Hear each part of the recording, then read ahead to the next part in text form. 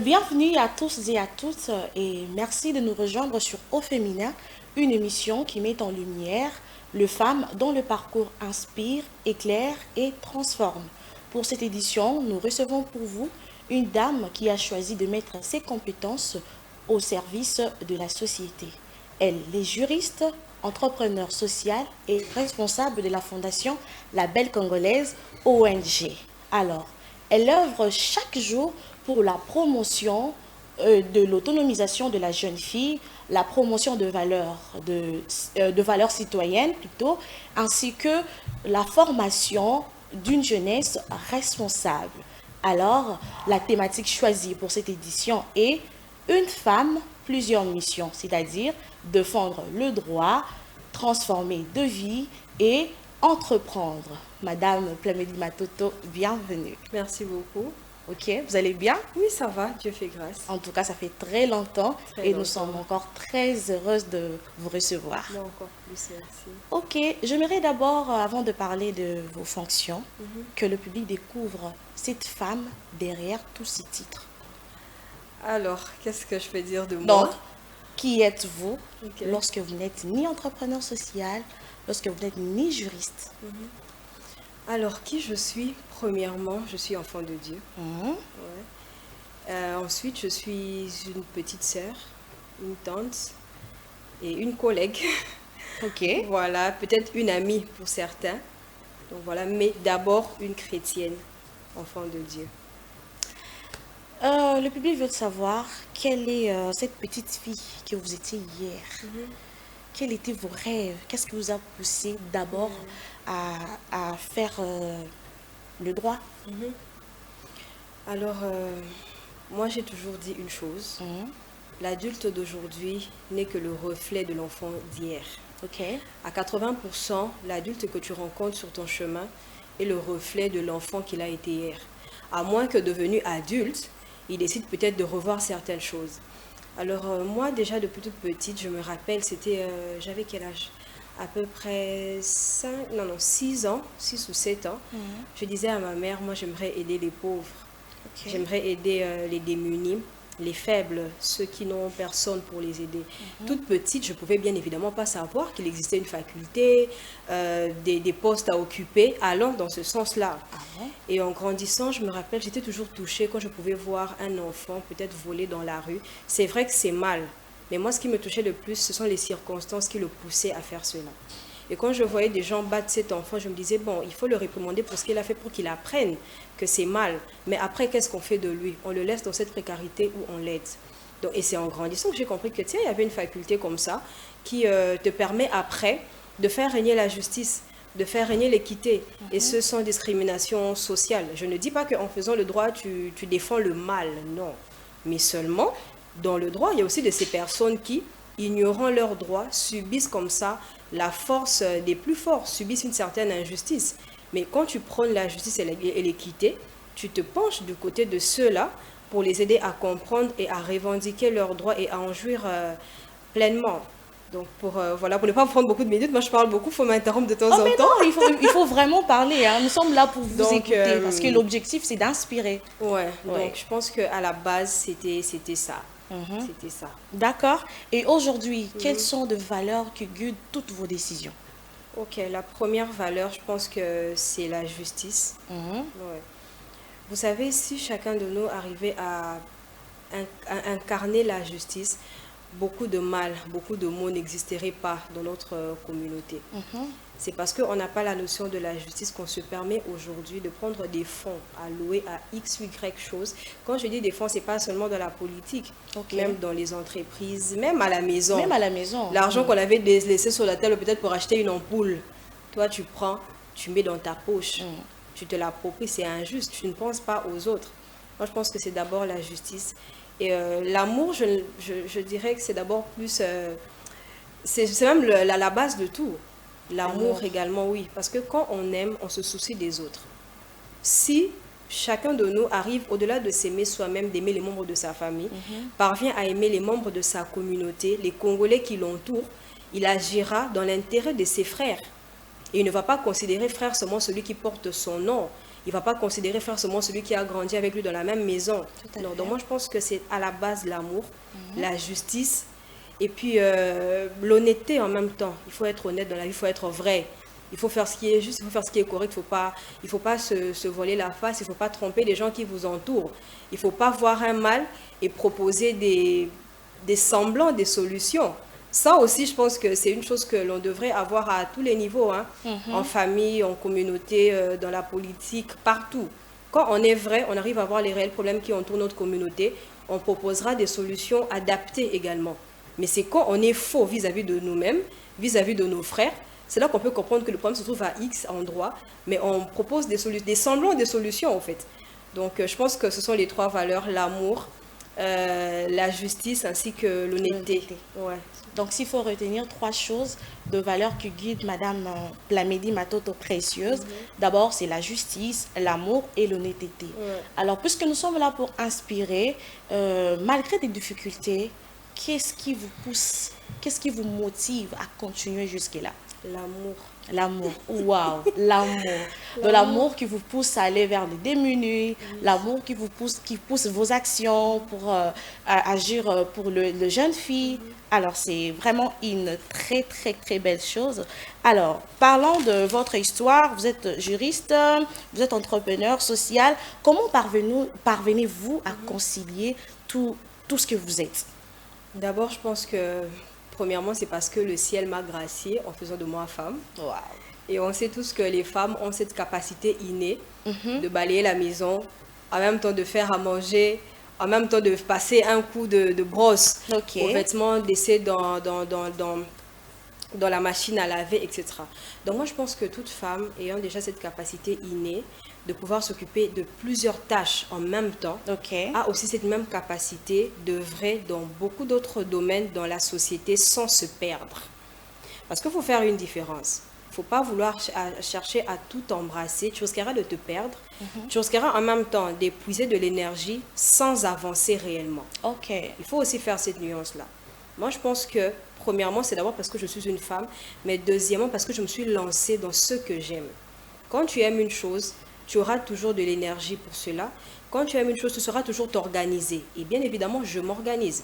Je m'organise de telle enseigne que dans ma semaine ou dans ma journée, je sais donner du temps à Dieu, bien évidemment. Je sais donner du temps à Dieu d'abord. Je sais donner du temps à là où je travaille. Je sais donner du temps à la structure que je coordonne et je sais donner du temps à ma famille. Donc, premièrement, il faut d'abord connaître ce que tu aimes, ce à quoi tu es appelé. Ça aussi, il ne faut pas imiter parce que Madame Elsie, elle fait 2 choses, 3 choses en même temps. Je vais faire comme elle. Non, tu te perds. Il faut foncer dans ce à quoi tu es appelé et organise-toi. Il ne faut pas faire des choses pêle-mêle sur un coup de tête. Tu t'organises et parce que tu as de la passion pour ce que tu fais, eh ben, tu seras toujours bien géré et avancer dans un équilibre parfait. Votre histoire montre déjà une femme de conviction. Alors, s'il faut parler de l'ONG La Belle Congolaise, pourquoi avez-vous créé cette ONG? Oui, comme j'ai dit, c'est depuis toute petite que moi je voulais être du côté des pauvres, les aider à vivre eux aussi. Vous savez, on ne vit qu'une seule fois, il n'y a pas de brouillon. Seulement la phrase de « on ne vit qu'une seule fois », il y a de ceux qui préfèrent la prendre dans le sens négatif, dans le sens où certains se disent « vu que je ne vis qu'une seule fois, je préfère m'affoler autant que je peux ». Non, ça veut dire que plus qu'on ne vit qu'une seule fois, tout le monde a droit à un minimum de bonheur, à un minimum de paix.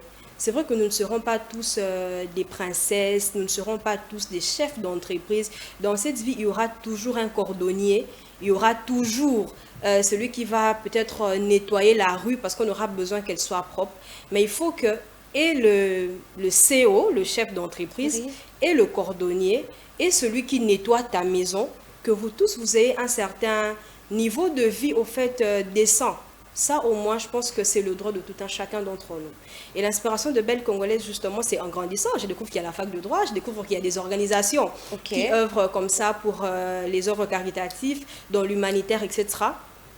Alors, Belle Congolaise, pourquoi? Bien évidemment, je suis une fille, comme vous pouvez le constater. Belle Congolaise. Je connais mieux les réalités de la jeune fille congolaise et de la jeune fille quinoise. Et moi, je me dis, pour moi-même, qui ai eu la grâce de faire certaines études, peut-être pas trop, mais ne serait-ce qu'un tout petit peu, si j'ai été butée à certaines réalités, à certaines injustices autour de moi, à forcerie celle qui n'a peut-être pas eu l'opportunité d'avoir même un bac.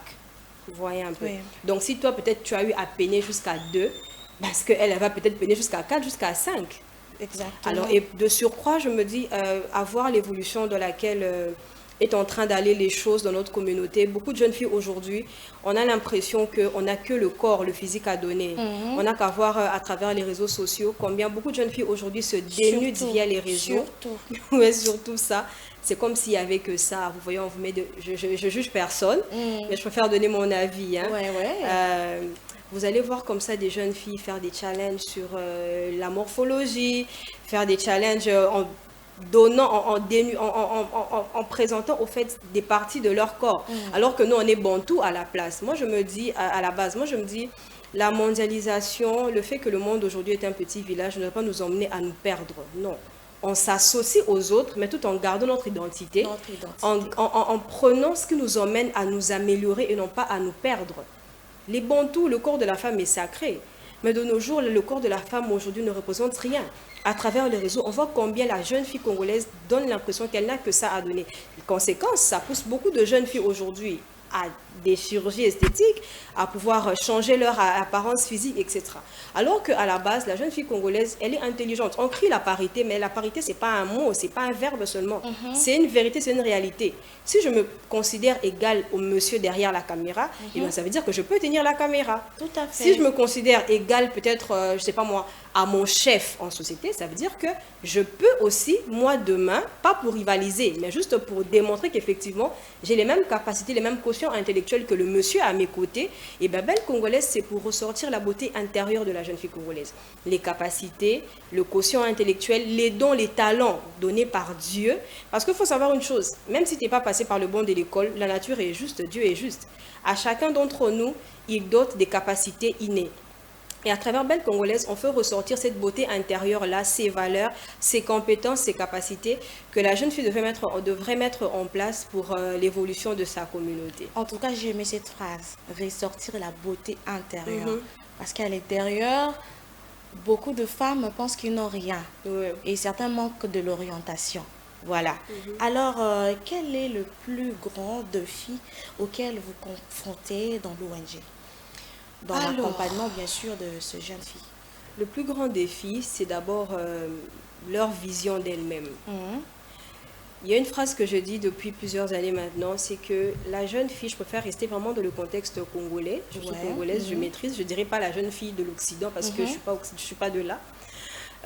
La jeune fille du Congo, avant que la personne, en fait, à ses côtés, lui mette des embûches, elle commence d'abord elle-même par se mettre des embûches dans sa tête. Se dire que hey, le Congo non ça là je peux parler en lingala hein, j'espère. Ah oui, on est bilingue voilà. En tout cas. Et le Congo hey, le Congo non ça là hey, t'es non qui t'es connais à baran hey, tu vois un peu. Elle-même déjà elle s'écarte, elle se met de côté. Alors que à la base, je l'ai dit hier lors d'un atelier, peu importe l'accompagnement matériel, technique qu'on peut donner à une personne, si dans sa tête, elle n'est pas stable, elle n'est pas cohérente, elle n'ira nulle part avec. Comprenez. Alors le plus grand défi, c'est d'abord de remettre de la confiance au fait en elle, la confiance de soi, qu'elle se dise que bon d'accord, j'ai pas pu faire des études, mais cela ne veut pas dire que je suis une moins que rien. D'accord, j'ai eu peut-être un enfant à l'âge de 15 ans, à l'âge de 16 ans, ça ne fait pas de moi un échec. Non, c'est une erreur qui est arrivée, mais je peux encore être utile pour ma vie, mais pas que pour ma vie, mais pour ma communauté aussi. Ce qui fait qu'avant toute séance de formation en pratique dans les différents domaines que l'on donne, on commence d'abord par des séances d'échange avec elles. Leur faire montrer leur véritable valeur, montrer que vous êtes utile à votre vie, à votre communauté. Et parce que vous appartenez à une communauté, bien évidemment, cette communauté compte sur vous. Exactement. Donc je pense que le premier défi, c'est d'abord à ce niveau-là, avant même de dire que non, on a du mal avec les financements. Non, c'est d'abord à ce niveau. Parce que même si on a tous les financements du monde, mais que la cible n'arrive pas à recevoir ce que vous leur donnez, ce que vous faites n'a pas de l'impact réel sur la cible, ben vous avez échoué. Mais alors qu'avec très peu, quand votre cible comprend la vision que vous leur ramenez, elle adhère, et ben c'est beaucoup plus facile. C'est beaucoup plus facile. Oui, c'est beaucoup plus facile. Et comment vous faites, vous arrivez à persuader toutes ces femmes-là? Parce qu'il faut ouvrir une parenthèse, parlons d'abord de la fille mère. Vous savez, aujourd'hui, beaucoup de filles mères ont du mal à se prendre en charge. Ils arrivent de fois où je suis sur terrain pour faire quelques enquêtes où je retrouve plus de filles mères désespérées et elles pensent que la vie s'est limitée là parce elle est devenue fille mère, donc c'est là qu'elle s'est limite. Vous, en tant que vous êtes aussi activiste social, quel est le message que vous pouvez leur apporter? Alors, déjà, je pense que l'élément qui joue, qui facilite au fait la communication avec elle, c'est le fait que je suis une jeune fille. Ah, oui. très bien. Elles se disent, bon, elle est jeune comme moi, elle comprend les réalités auxquelles j'ai été confrontée et elle ne va pas me juger. Vous voyez. Alors que peut-être que si elle est devant un homme, elle aura peut-être du mal, elle va se dire, ah, comment on a une fille légère et tout. Devant une maman, elle va se dire, elle va me gronder et tout. Alors le fait déjà qu'elle est en face d'elle, quelqu'un qui lui ressemble, une fille comme elle, la communication est déjà beaucoup plus facile. Et quand tu lui fais comprendre que, écoute, moi aussi, j'ai des difficultés que je traverse. Peut-être que ce ne sont pas les mêmes que les tiennes, mais j'ai mes défis, j'ai mes combats, j'ai mes géants, mais je tiens bon. Et en tenant bon, en agissant, je ne pense pas qu'à moi, mais je pense à toi aussi. Si moi j'ai pu penser à toi, toi aussi tu peux te relever et à ton tour, penser aux autres. Donc je pense que brièvement, c'est comme ça que ça se passe. Ok. Vous avez de projets étincelles créatives à lancer à très bientôt là. Ouais. Et les objectifs, quels sont ces objectifs? Alors déjà, Étincelle créative n'est pas un projet que moi j'ai lancé, mais plutôt un projet auquel j'ai bénéficié. Ah, d'accord. Oui.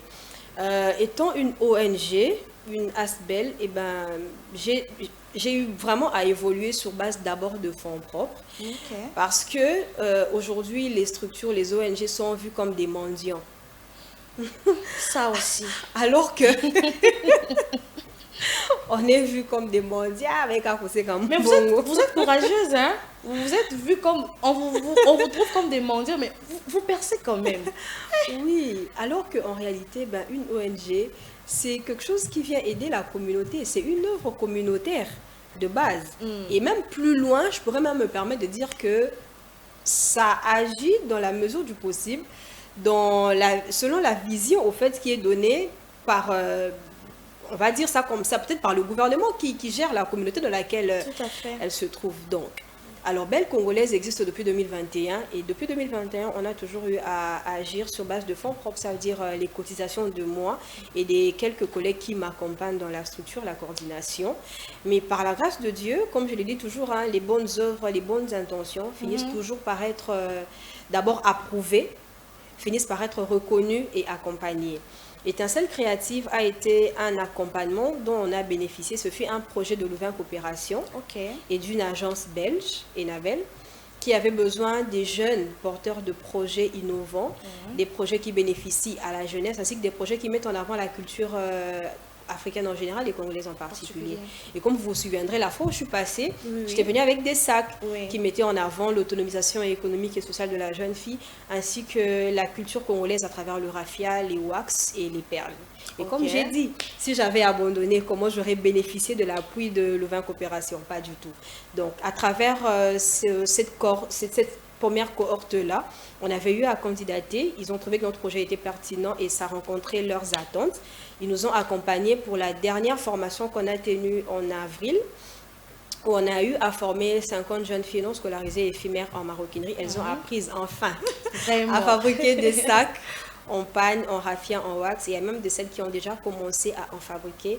Elles revendent. Ça leur permet à ce que là où elle avait besoin de demander 1000 francs, elle peut produire 500 francs, elle peut produire 2000 francs. Ça lui permet comme ça d'avoir une certaine confiance en elle et de se sentir utile à sa famille et à la communauté en même temps. Voilà. En tout cas, en parlant de votre parcours, j'ai encore découvert une autre valeur, la ténacité. Je vous dis.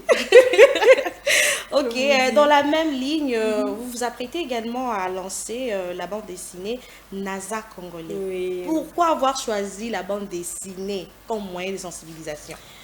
Alors, NASA Congolais, c'est comme je l'ai dit, vous savez, dans la vie, il faut toujours commencer.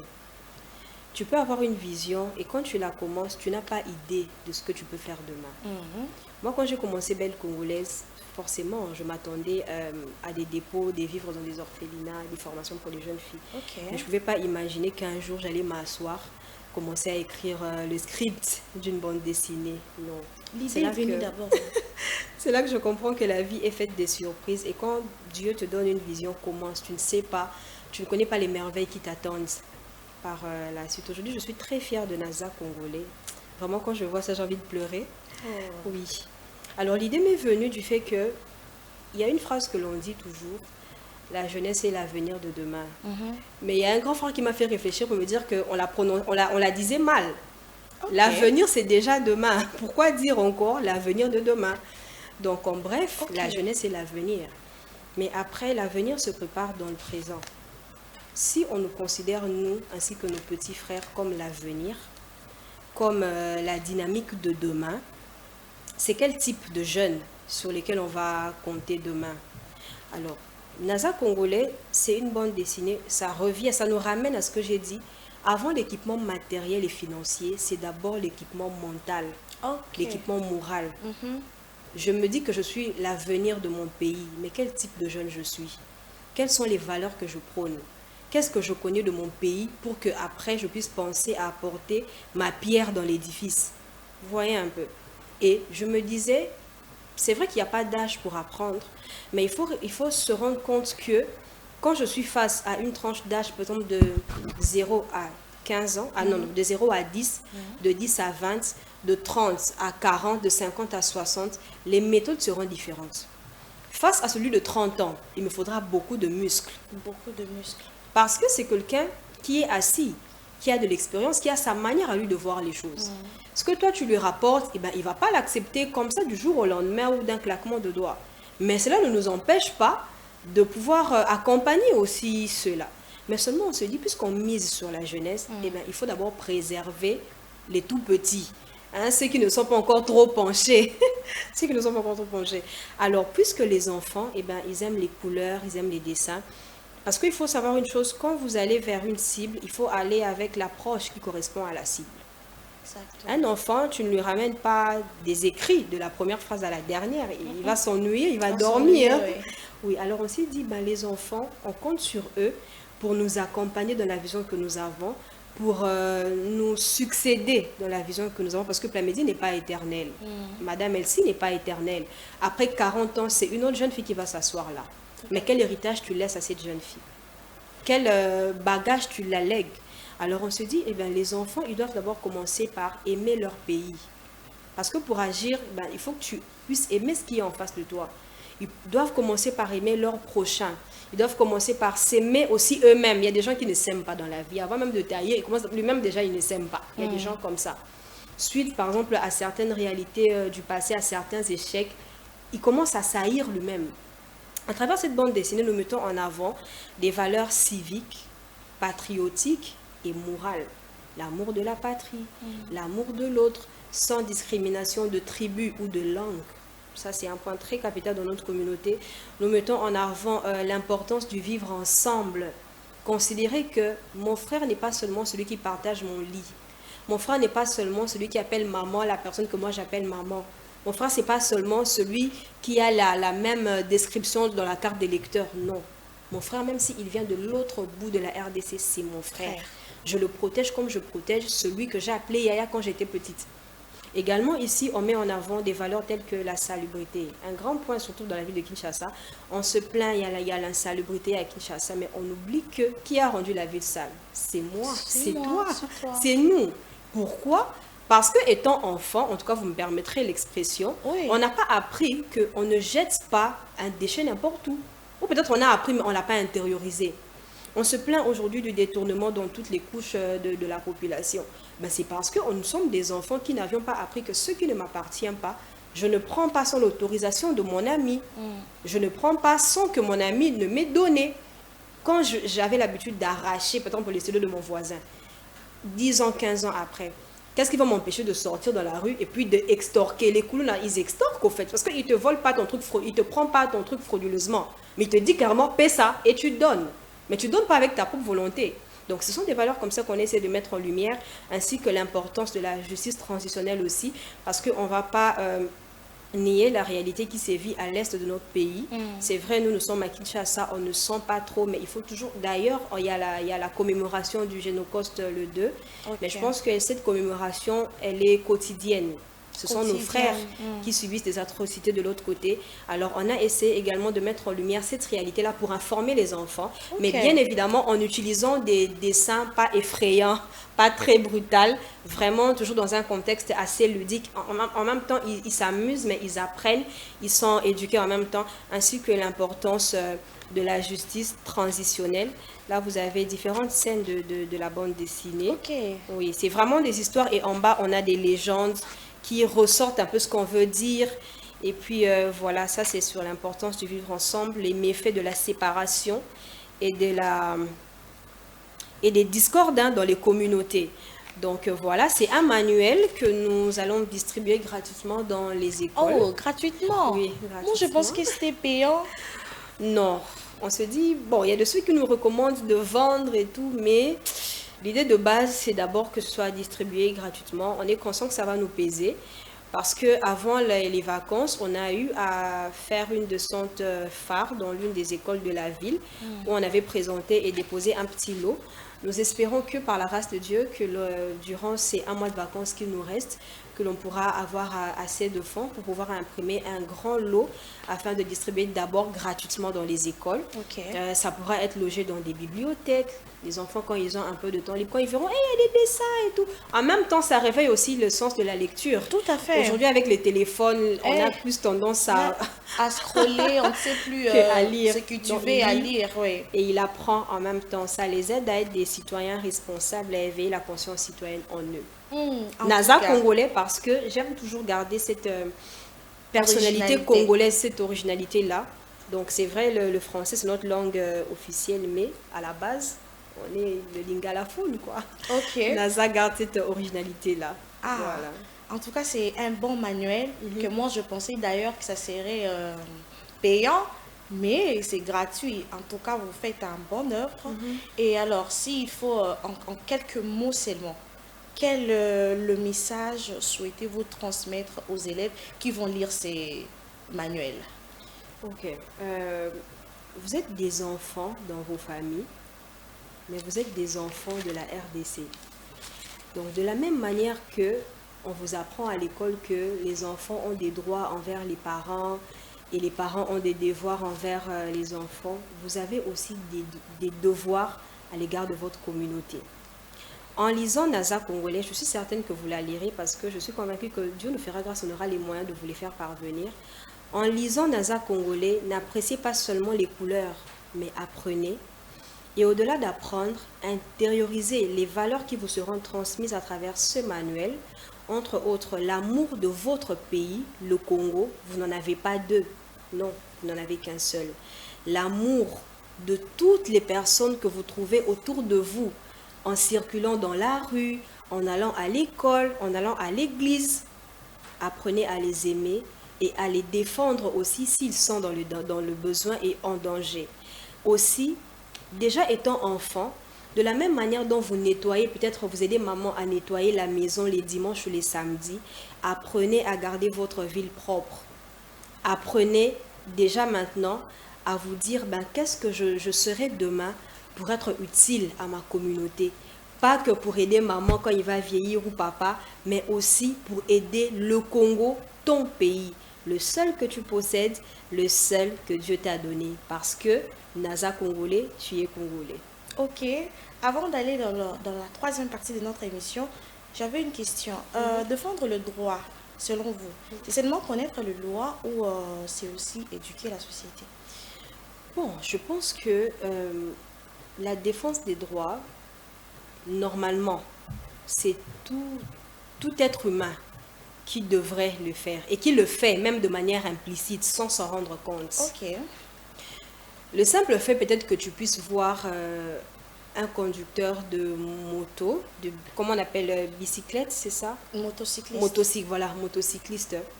Être par exemple malmené par une personne, le simple fait que tu te dises, oh mais pourquoi vous allez bon au botika? Sans t'en rendre compte, tu es déjà en train de le défendre. Mais seulement, on ne défend pas ce qu'on ne connaît pas. On ne peut pas défendre ce qu'on ne connaît pas. Et d'ailleurs, même la loi nous dit, nul ne peut se prévaloir de sa propre turpitude. Elle est belle en maths, non. Tout citoyen, c'est vrai que on n'est pas obligé de connaître en profondeur, peut-être parce que ça c'est réservé aux juristes, mais certains fondamentaux, certaines normes fondamentales, nous devons les connaître afin de les réclamer, parce qu'il y a certains abus que nous subissons dans nos communautés, dans nos lieux de travail, parce qu'on ignore les droits que nous possédons. Moi, je pense que déjà, il y a des petites brochures qui sont vendues avec certains droits fondamentaux propres à chaque communauté. Moi, je pense que chaque citoyen doit connaître ses droits, pas que pour connaître, mais ça va dans son avantage. Pour permettre à savoir que, ah, mais là, on a négligé, alors que normalement, il faut la revendiquer. Vous voyez un peu. Donc, en vrai, d'ailleurs, même le droit que l'on apprend à l'école, que l'on exerce en tant qu'avocat, magistrat, n'est que la formalisation de la vie quotidienne. Le droit se vit tous les jours, à chaque minute, à chaque instant. Ah, madame, mais si j'ai aimé, par exemple, ta robe, tu me la donnes, je te la remets demain. C'est déjà une convention. C'est déjà un contrat qu'on a fait. Si je te remets pas. Donc, le droit n'est venu que formaliser la vie au quotidien. C'est tout. Oh, en tout cas, à travers ces initiatives, nous découvrons encore que vous êtes vraiment une femme très engagée. Merci. Une femme très, très engagée. Alors, j'aimerais que nous puissions parler directement aux femmes qui nous regardent. Madame, j'espère que si vous êtes ici, vous êtes passée par des étapes. Oui. Et s'il faut parler à une personne qui est peut-être...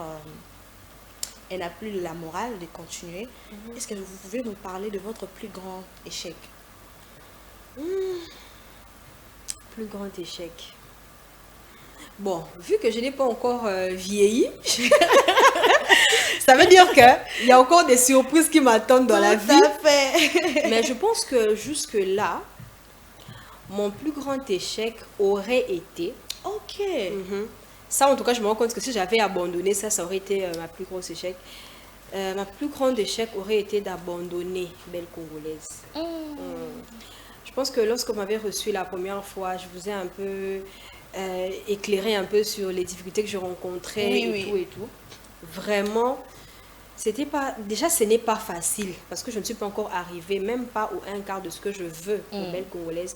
Parce que Belle Congolaise, c'est vrai que nous œuvrons à Kin, mais l'objectif, c'est d'œuvrer sur toute l'étendue de la République. C'est vraiment d'avoir des centres de formation assis, des ateliers, de créer des entreprises, créer effectivement de l'emploi, toucher un plus grand nombre de jeunes filles. Alors je dirais que mon plus grand échec aurait été d'arrêter Belle Congolaise, parce qu'aujourd'hui, par la grâce de Dieu, je suis en train de voir peu à peu la récompense des efforts que je suis en train, je ne dirais pas que j'ai, parce que je n'ai pas encore fini de fournir des efforts pour Belle Congolaise, mais que je suis en train de mettre pour cette œuvre. Alors, ce que je peux dire aux jeunes filles qui me suivent ou qui me suivront, c'est n'abandonner jamais. La plus grande erreur qu'une personne puisse commettre dans la vie, c'est d'abandonner une chose dont, à la base, elle est profondément convaincue qu'il faut que je fasse ça. Pour nous, les chrétiens, on va dire une chose que Dieu t'a dit de faire. N'abandonnez jamais. Rien n'est facile dans cette vie. Rien n'est acquis sur un plateau d'argent. Non. Tout demande de l'effort, tout demande du temps aussi. Rien ne se fait automatiquement. Même Dieu nous dit, la nature ne vous enseigne-t-elle pas? Même le fruit que l'on peut prendre sans pouvoir acheter forcément parce que c'est tombé d'un arbre, même ce fruit-là, au fait, a pris du temps pour quitter de la sémence à l'arbre, je sais pas moi, à se manifester comme ça. Elle a pris du temps même à mûrir. Donc, n'abandonnez jamais, ne baissez jamais les bras et surtout, ne laissez personne vous diminuer. Ne laissez personne vous identifier par rapport aux erreurs que vous avez commises ou par rapport à la situation que vous avez maintenant. Votre présent, votre passé ne caractérise pas forcément votre avenir, non. Ce que vous avez vécu ne caractérise pas non plus votre avenir. C'est vrai qu'il y a des choses que l'on n'a pas choisies, mais que l'on a subies, que l'on a rencontrées comme ça, pas par choix. Mais moi, je dis toujours, on ne choisit pas de rencontrer des malheurs dans la vie, mais on choisit l'attitude que l'on a face à ce malheur-là. Peut-être, peut-être tu as été violé, on a eu à abuser de toi à l'âge de 13 ans, à l'âge de 5 ans. Tu n'as pas voulu ça, tu n'as pas cherché cela. Mais qu'est-ce que tu fais? Est-ce que tu restes dans ta coquille, à tout le temps te dévaloriser, à laisser les gens te rappeler cela? où tu choisis de te relever, de reprendre ton avenir en main et d'aider aussi les personnes dans la même situation que toi. Bref, les jeunes filles du Congo, revalorisez-vous vous-même avant que les gens ne puissent vous valoriser. Avant qu'on te dise que, oh, mais tu es intelligente. Dis-toi tous les jours, je suis intelligente, je suis utile à ma communauté. Et avec le peu que Dieu t'a donné, le talent, peut-être que tu sais faire des tresses, Dieu te l'a donné gratuitement. Commence ton business. Peut-être tu sais faire quelque chose. Commence d'abord. Quand tu vas commencer, tu rencontreras des difficultés. Je te le dis, ce n'est pas une prophétie, je te le dis, c'est la réalité de la vie. Tu vois, parce que même moi-même, il y a des difficultés qui m'attendent. C'est une évidence. Mais je suis certaine de les vaincre. Je suis certaine qu'elles ne vont pas me renverser. Tu rencontreras des difficultés. Tu rencontreras des gens qui peuvent t'aider, mais qui refuseront de t'aider. Juste comme ça, sans raison. Mais sans raison. On a vu ça avec Belle Congolaise. Tu présentes un projet comme ça, oh, c'est pertinent, madame. Mais après, 0-0. 0-0. Donc, il y a des gens qui sont en mesure de vous aider, mais qui ne vous aideront pas. Avancez, parce que votre destinée n'est pas tenue par ces gens-là, mais par Dieu. Ayez confiance en Dieu, persévérez, soyez tenaces. Les bonnes œuvres ne finissent jamais par se perdre. Elles sont toujours approuvées et accompagnées. Belle Congolaise a combien d'années aujourd'hui? 2022, 4 ans. Oh, l'enfant a déjà 4 ans. 4 ans. Oh là là. Et ce n'est qu'à la 4e année même qu'on nous a accompagnés. On a évolué 3 ans. Et si vous avez abandonné, donc le chèque commence lorsque nous avons la pensée d'abandonner. Oui. Ok, nous allons compléter cette phrase, 5 phrases, avec cette formulation. Une femme ne doit jamais abandonner, se dévaloriser, limiter sa vie. Dévaloriser les autres, parce qu'il n'y a pas qu'elle, il y a aussi les autres.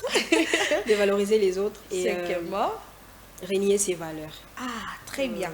Et cette phrase aussi, une femme doit toujours croire en elle, mettre en avant ses valeurs, persévérer, penser aux autres, agir avec amour. En tout cas, c'est une jeune fille, c'est une jeune dame comme toi. C'est une jeune fille comme toi qui est en train de nous suivre. Alors, il suffit seulement de prendre conscience de ce que tu es. Vous pouvez faire plus qu'elle. D'ailleurs, elle est juste ambassadrice. Alors, s'il y a une jeune fille de 15 ans qui est en train de nous suivre, quel serait votre message, votre conseil par rapport à cette fille, cette fillette qui est en phase même de découverte de l'adolescence? Quel serait votre conseil?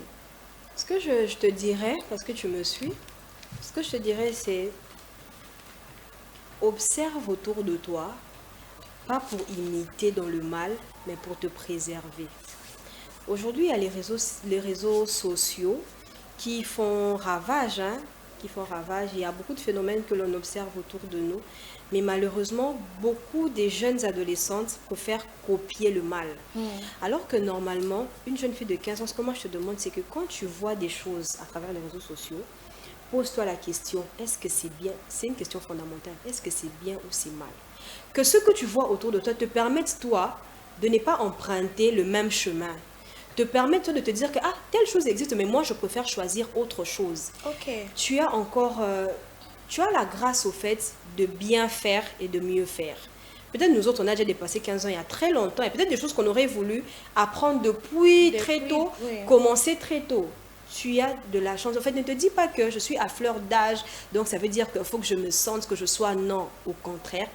Capitalise les années qui sont devant toi pour être une bonne personne, pour faire mieux que ce que tu vois autour de toi, que ce que tu vois dans ta communauté. La masse n'est pas forcément la positivité, non. Ce n'est pas parce que tout le monde fait une chose que tu dois forcément la faire. Fais ce qui est bien, fais ce qui est droit, capitalise ton énergie, ton âge pour agir pour ton bien et pour le bien des tiens. C'était tellement intéressant cette émission. En tout cas, merci Madame Flamélie. C'était vraiment intéressant et à travers cet échange, nous avons découvert une femme qui a fait de son savoir un engagement et de son engagement une mission et de sa mission un véritable moteur de transformation sociale. Merci de votre disponibilité et s'il faut nous donner un mot de la fin par rapport à votre ONG, par rapport à tout ce que vous faites, par rapport bien sûr au lancement de la bande dessinée. Alors, ce que je peux dire, c'est... j'ai aimé la question du début. En dehors d'être coordonnatrice, juriste et tout ça, qu'est-ce que tu es? Moi, j'ai dit que j'étais enfant de Dieu. D'abord, je rends grâce à Dieu pour la destinée qu'il m'a donnée. Je me suis réservée de dire pour ce que je suis parce que je ne suis pas encore ce que je suis censée être. Je suis encore dans le parcours. Mais je rends grâce à Dieu. Je suis convaincue que Belle Congolaise ira de l'avant, que Belle Congolaise sera utile à la communauté congolaise et africaine et sera un modèle pour les autres continents. Alors, ce que je peux dire, c'est nous sommes encore au début de notre structure, de nos projets. Nous faisons avec ce que nous avons, avec la force, les capacités que nous avons. Ce que je veux demander d'abord à la communauté congolaise, c'est d'abord de suivre ce que nous faisons à travers les réseaux. Oui. La page, c'est Belle Congolaise ONG, la page Facebook, c'est vraiment la page officielle.